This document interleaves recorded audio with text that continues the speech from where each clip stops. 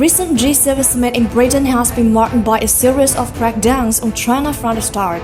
Biden is attending the G7 summit to promote the idea that America is back and that the United States will continue to lead the G7. And his most immediate aim is to rally allies against China, according to an article published by CNN.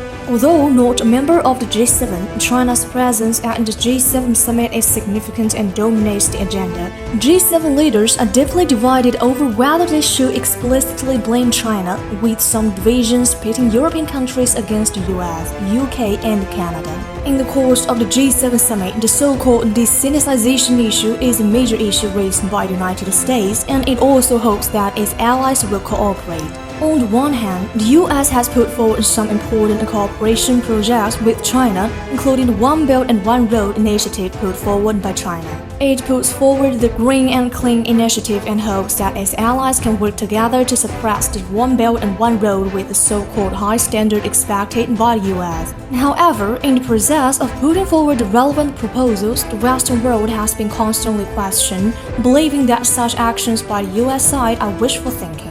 By holding the so-called high standards to the exclusion of cooperation between China and other countries and to the obstruction of cooperation, the United States will fail to meet the goal and will become extremely isolated itself. The United States, in trying to promote the so-called desinicization process, which also runs counter to the current global internationalization and economic globalization.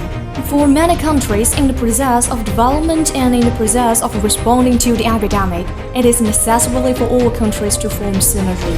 Whether it is the sharing of basic supplies such as COVID-19 test strips or future cooperation in fighting the epidemic, many countries have realized that this is a process that requires joint efforts and solidarity. Many countries neither want nor can do what the US calls desinicization.